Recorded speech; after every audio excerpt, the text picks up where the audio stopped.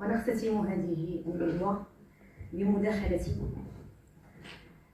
التي سوف تكون الأخيرة والتي سوف تحمل العنوان La résolution 2797 du Conseil de sécurité et la confirmation internationale de la souveraineté marocaine sur le Sahara. Donc c'est une intervention donc Bilora Al-Faransia. Je ne vais pas être lourde, donc je suis la dernière et je vais être un petit peu légère.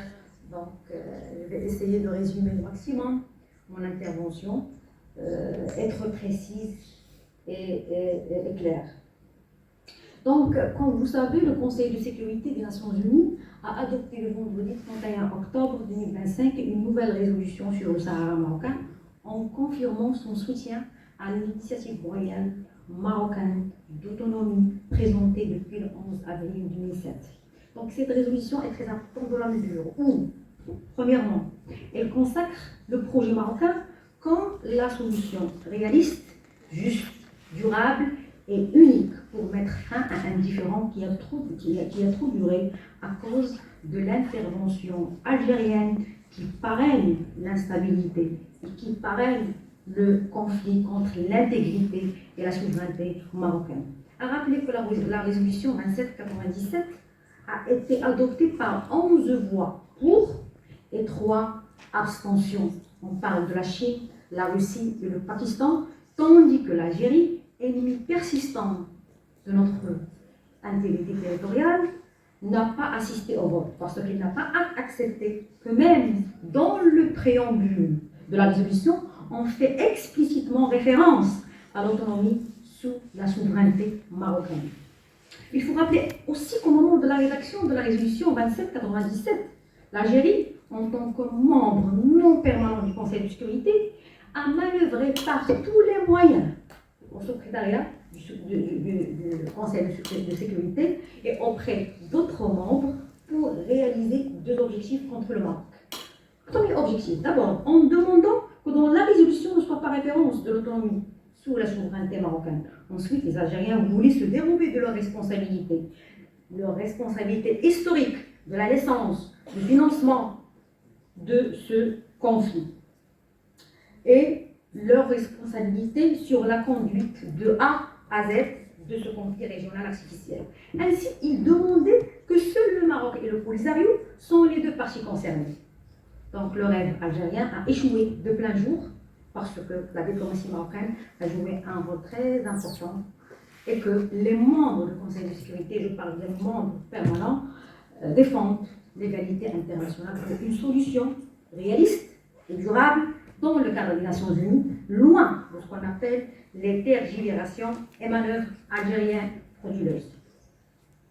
Donc dans notre intervention, je vais développer 2 idées.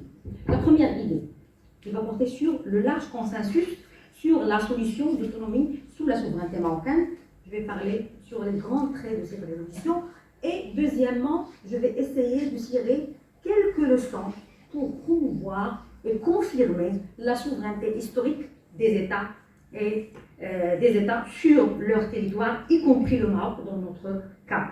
Donc d'abord, il est évident et sans doute d'évoquer à cet égard que le point socle de mon intervention, en tant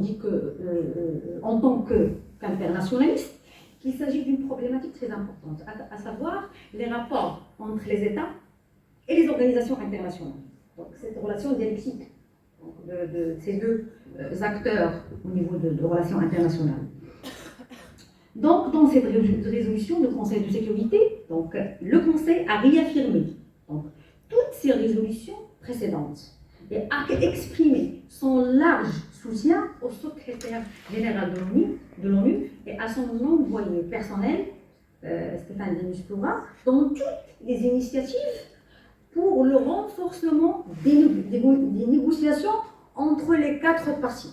On parle du Maroc, l'Algérie, la Mauritanie et le Polisario. Tout cela sur la base du projet d'autonomie présenté par le Maroc. Donc à cet égard, il faut rappeler que le Conseil de sécurité affirme et encourage le large soutien international exprimé à cette initiative. C'est la raison par laquelle, premièrement, le Conseil de sécurité a décidé de prolonger le mandat de la MINURSO jusqu'au 31 octobre 2026, en appelant aussi au respect de cessez-le-feu et ainsi à éviter toutes les actions susceptibles de compromettre le processus pacifique déclenché à ce sujet. Donc, il est essentiel de comprendre que ce sujet il est destiné implicitement à l'Algérie et au Polisario. Premièrement, parce que pour la première fois, cette résolution 2797 est suite au soutien international et elle invite les États membres du Conseil de sécurité à soutenir les négociations entre les quatre parties. Dans ce même ordre d'idée, le Conseil de sécurité a accueilli favorablement l'initiative des États-Unis pour accueillir les prochaines réunions sur le dialogue d'autonomie. En ce qui concerne les Marocains séquestrés de Tindouf, le Conseil de sécurité a exprimé sa vive préoccupation par le manque de financement, en appelant aussi sur leur enregistrement et sur leur aide humanitaire. En réalité, l'Algérie a toujours refusé le processus de recensement des Sahraouis. Et de plus, les critiques affluent sur les détournements à des fins commerciales d'enrichissement, c'est une réalité qui est mentionnée dans la plupart des rapports des organisations internationales. Et comme toujours, à la fin des résolutions du Conseil de sécurité, le secrétaire général des Nations Unies est chargé de présenter dans 6 mois, c'est-à-dire en avril 2026, une évaluation stratégique de la MINURSO et reste bien sûr toujours saisi de la question. Il faut relever que la poursuite de consultation des parties concernées vise à consolider les progrès accomplis, notamment à prévenir et s'engager pour une solution politique juste, durable et mutuellement acceptable et fondée sur le compromis conformément aux principes et objectifs insérés dans la Charte des Nations Unies, y compris le principe d'autodétermination présenté par le Maroc sous forme du plan d'autonomie, tout en reconnaissant le rôle et les responsabilités des parties. Donc il faut souligner que cela figure au chapitre 1er de la Charte des Nations Unies, qui est intitulé But et principes, composé de 2 articles, l'article 1er et l'article 2. Donc ce chapitre intègre de manière importante les principes du droit international et les acteurs principaux, qui sont les États et leur souveraineté et intégrité territoriale.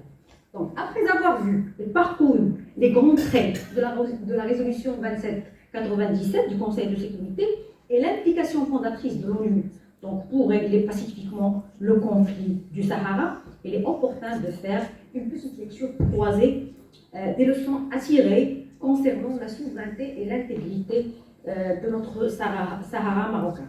Donc, la première leçon, c'est la leçon qui est soulignée par la résolution, donc, qui est basée sur l'insistance et la nécessité pour les parties concernées de régler le différend dans l'urgence et avec le soutien des membres dans cette direction, c'est-à-dire la direction de l'initiative marocaine d'autonomie. Donc cette solution est confortée comme la solution la plus réaliste et applicable. Deuxième leçon, c'est l'appui des grandes puissances. On parle des membres du Conseil de sécurité, les membres permanents, qui constituent l'apanage de règlements pacifiques du différend durable. Donc un appui qui était au profit des parties concernées, ainsi au profit de la région arabe, la région maghrébine, et ainsi en Afrique, où un ordre de la souveraineté s'installe, comme il a dit monsieur le professeur, s'installe donc au-delà des drames et des conflits héritiers par la colonisation. La troisième leçon, la résolution évoque une opportunité historique à saisir par les parties pour une paix durable sur la base d'une participation pleine et sincère aux négociations. Ainsi, toutes les propositions, les idées pour soutenir une solution finale acceptée dans le cadre de l'autonomie sous la souveraineté marocaine. Donc, il est important donc, également de rappeler que la question de l'intégrité territoriale marocaine est historiquement reconnue donc, par beaucoup d'historiens. Et à cet égard, on va parler de la dernière reconnaissance dans ce sens, c'est la reconnaissance de Saint-Sal Bouhelem. Voilà, Saint-Sal Bouhelem, le franco-algérien, qui étaient prisonniers et libérés pour avoir dit que la souveraineté marocaine s'étend à partir du territoire algérien et il a été condamné pour atteinte à l'unité nationale algérienne.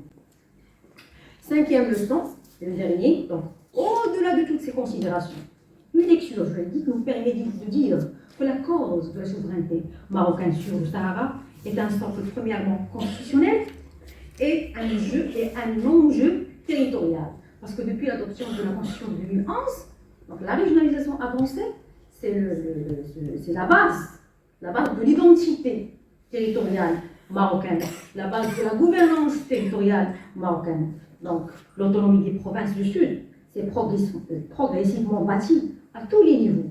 Région de l'Union al-Hamra, Dakhla Wad Tahab, Goulmi Wad Noun, ainsi que tous les projets structurants, soit au niveau interne ou bien au niveau international. Cela dénote de cette dynamique de l'autonomie autour de laquelle des projets nationaux et internationaux constituent une crédibilité du projet marocain consacré par la dernière résolution du Conseil de sécurité. Tout cela est conforté et renforcé aujourd'hui par une coopération sud-sud et une coopération multilatérale internationale. Je conclus mon intervention. Globalement, il faut souligner que la dernière résolution 2797 du Conseil de sécurité, en consacrant le plan d'autonomie marocain sur le Sahara, a affirmé et confirmé un des piliers du droit international, à savoir le principe de la souveraineté territoriale des États membres des Nations Unies. Deuxièmement, cette même résolution confirme la position marocaine constante de l'attachement au règlement de différends de manière pacifique, telle était la démarche marocaine, maghrébine et africaine. Enfin, le développement socio-économique des provinces du Sud en plusieurs décennies connu un énorme élargissement de leurs compétences et une sorte d'autogestion qui conforte le processus d'autonomie. À ne pas oublier aussi aujourd'hui que la Pax Americana, c'est-à-dire la paix américaine, est la tendance géopolitique et géostratégique de gestion des conflits dans le monde. Je vous remercie pour votre attention. وإلى هنا تنتهي ندوتنا اليوم.